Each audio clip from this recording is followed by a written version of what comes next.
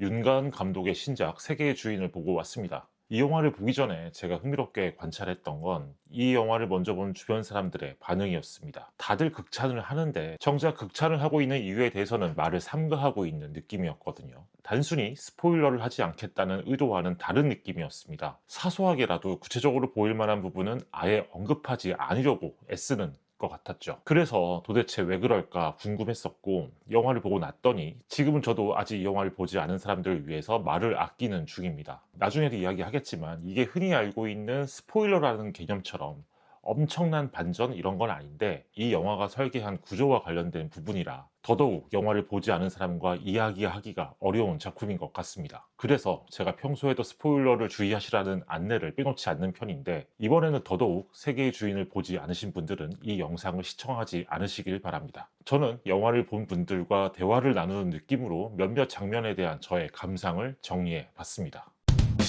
저는 첫 장면부터 다소 당황스러웠습니다. 주인공 주인이가 남자친구와 키스를 하는 장면을 보여주고 있죠. 이게 그냥 키스가 아니라 저 나이대의 아이들이 할 수 있는 격정적인 키스를 연출한 것 같았습니다. 그리고 이런 키스가 어색하지 않은 상황처럼 보이죠. 10대의 풋풋한 첫사랑, 이런 것과는 온도가 아예 다르게 느껴졌거든요. 이어지는 장면에서 단짝 친구인 유라가 이렇게 이야기를 합니다. 너네 좀 살살하지? 그러니까 이 영화의 주인공 주인이는 당연히 연애를 살살하지 않았던 10대 소녀인 겁니다. 이 장면에서 관객이 얻게 되는 정보는 아주 단순할 수 있습니다. 주인이는 남자친구와의 스킨십에 적극적인 아이인가? 더 나아간다면 그럼 흔히 말하듯 발랑까진 아이인가? 그런데 이후에 나오는 장면들을 보면 주인이는 그냥 유쾌하고 에너지가 넘치는 그런 아이처럼 보여요. 친구들이랑 야한 이야기도 하고, 선생님에게 장난도 치고, 집에 오면 술 좋아하는 엄마한테 잔소리도 하고, 태권도도 하고, 봉사활동도 하는 걸 보면 정말 바쁘게 살아가는 아이구나, 이렇게 생각할 수밖에 없죠.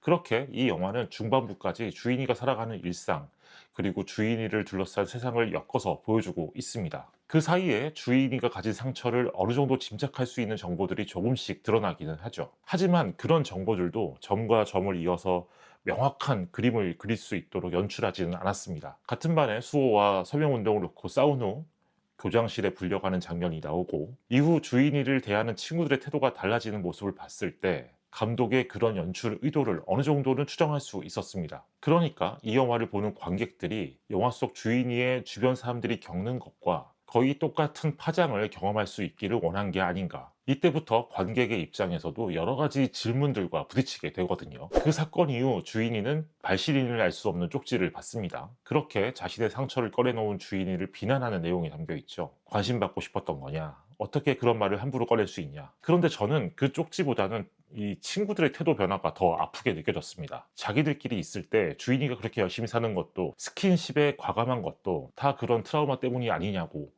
이렇게 수군거린 것도 그렇죠. 단순하게 말하면 앞서 영화가 보여준 주인이의 모습은 일반적인 선입견에 따라 규정되어 있는 피해자다움, 이런 것과는 거리가 먼 형태로 묘사되어 있습니다. 흔히 미디어에서 성폭력 피해자를 묘사하는 방식 중 하나가 이성과의 관계를 극단적으로 거부하는 그런 모습을 보여주는 거거든요. 그런데 이 영화는 첫 장면부터 이 아이를 그렇게 규정하지 말라고 선언하고 있는 거죠. 그래서 주인이의 같은 반 친구들이나 남자친구나, 그리고 관객으로서나 주인이라는 이 캐릭터를 어떻게 해석하고 받아들여야 하는지 당혹스러운 상황에 놓여 있는 겁니다. 앞서 교장실에서 주인이가 그게 내 인생의 전부도 아니고 내 인생은 아직 망가지지 않았다, 이렇게 이야기를 하지만 관객의 입장에서도 그 말을 사실 그대로 받아들이기가 어려워지는 거죠. 영화를 보면 주인의 남자친구가 내가 너를 잘 모르겠어, 나는 그냥 너가 너무 어려워, 이렇게 얘기를 하는데, 이게 사실은 주인이를 둘러싸고 있는 많은 사람들이 공통적으로 느끼고 있는 감정일 것 같았습니다. 관객인 저를 포함해서요. 이런 당혹감이 이 작품이 가장 영화적으로 공들인 부분이 아닐까, 그런 생각을 해봤습니다. 그런데 이 영화가 여기서 끝나는 건 아니죠. 어쨌든 영화 속의 주인이는 현재와 미래를 살기 위해서 애를 쓰고 있는 인물이니까요.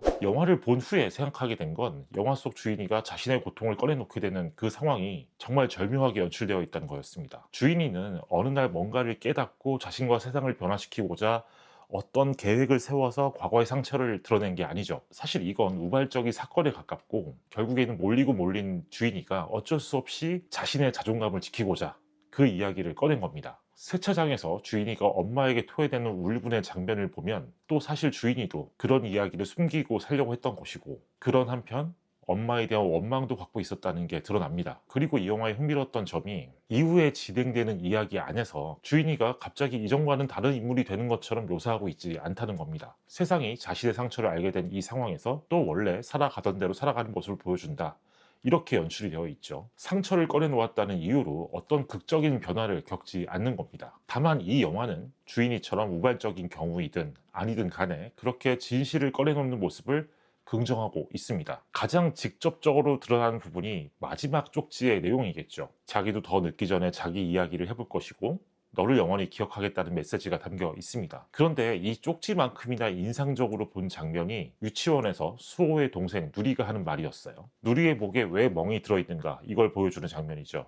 이때 주인이의 엄마를 누리가 꼬집으면서 아프면 아프다고 말을 해야 알지 라고 하는데, 이 장면에서 윤가은 감독의 우리 집에 나왔던 바로 그 명대사가 떠올랐습니다. 그럼 언제 놀아? 친구가 때리고 내가 때리고 친구가 때리고 나는 그냥 놀고 싶은데. 윤희가 했던 그 대사의 온도처럼 이 영화에서도 핵심적인 메시지를 어린아이를 통해 아무렇지 않은 듯 전달하고 있는 겁니다. 특별한 단어가 쓰인 것도 아니고 극적으로 드러나는 대사도 아닌데 이렇게 단순하게 드러내기 때문에 훨씬 더 크게 다가오는 연출이었죠. 그러고 보면 윤가은 감독은 정말 아이들에 대한 무한한 신뢰, 이런 거를 갖고 있는 것 같습니다. 사실 제가 이 영화에 대한 후기를 정리한 건 이 정도인데 그럼에도 꼭 이야기해보고 싶은 장면들이 있었습니다. 첫 번째는 고민시 배우가 연기한 한미도의 법정 장면이었어요. 가해자인 아버지 쪽 변호사는 그런 일을 겪고도 태권도 대회에서 메달을 땄다는 것, 그리고 아버지에게 학원비를 더 많이 달라고 요구했던 것 등을 하나하나 짚어가면서 사실 너도 동의했던 것 아니냐는 식으로 이렇게 한미도를 몰고 가죠. 이때 고민시 배우의 연기가 정말 인상적이었습니다.